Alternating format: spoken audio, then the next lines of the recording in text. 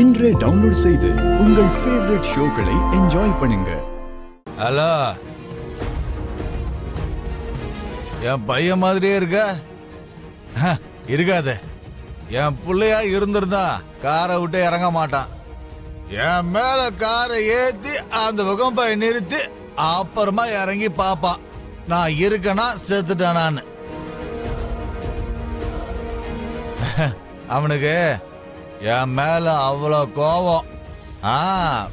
உள்ளனா பாசம் தானே இருக்கணும், அப்புறம் எதுக்கு இவ்வளவு கோவம்னு கேக்குறியா? தம்பி, அவன் நல்லவன் தான், தங்கமான பையன். ஒரு காலத்துல அவனுக்கு அவங்க அப்பா தான் ஹீரோ.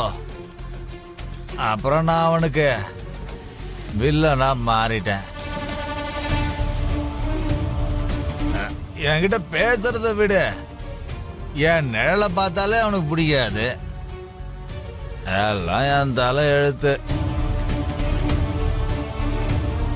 பல காரணங்களால, அதுவும் நான் செஞ்ச தப்புனால என் பொண்டாட்டியும் என் பசங்களையும் விட்டு நான் பிரிஞ்சிட்டேன். நான் என் பொண்டாட்டிய விட்டுட்டு நான் அந்த வீட்டுக்கு போயிட்டேன். அங்க இருந்தா கூட எனக்கு அவங்கள பத்தி தான் யோசனை. மனசு முழுக்க அவங்கள பத்தி மட்டும் தான் நினைப்பு. ஆனா இனிமே எனக்கு அந்த கவலை இல்லை. ஏன் தெரியுமா? அவங்க கிட்ட நான் சொல்லிட்டேன், நான் இந்த வீட்டை விட்டு போறேன், உங்களுக்கு எனக்கு எந்த சம்பந்தமும் இல்லைன்னு சொல்லி அந்த வீட்டை விட்டு வந்துட்டேன். சொல்லிட்டேன்.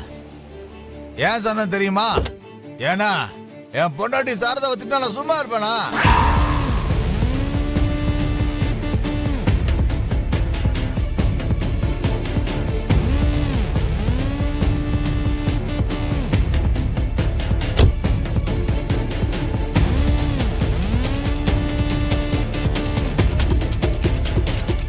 என்ன நடந்துச்சு?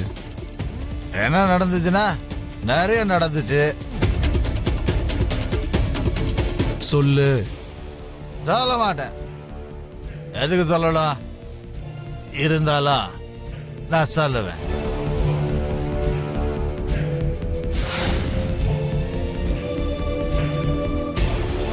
ஏன் தெரியுமா? நீ என் புள்ள இல்லாததுனால உன்கிட்ட நான் சொல்றேன். என் பொண்ணு பேரு இந்து.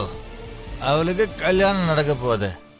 அவ கல்யாணம் பண்ணிட்டு நல்லா இருக்கணும்னு, அவ புருஷனோட அவ சந்தோஷமா குடும்பத்தை நடத்தணும்னு, அவளுக்கு தேவதை மாதிரி இருக்கிற என் பொண்டாட்டி சாரதாவோட ஆசீர்வாதம் இருக்கணும்னு நான் தான் வற்புறுத்தி என் பொண்டாட்டி சாரதாவை கோயிலுக்கு கூட்டு போனேன்.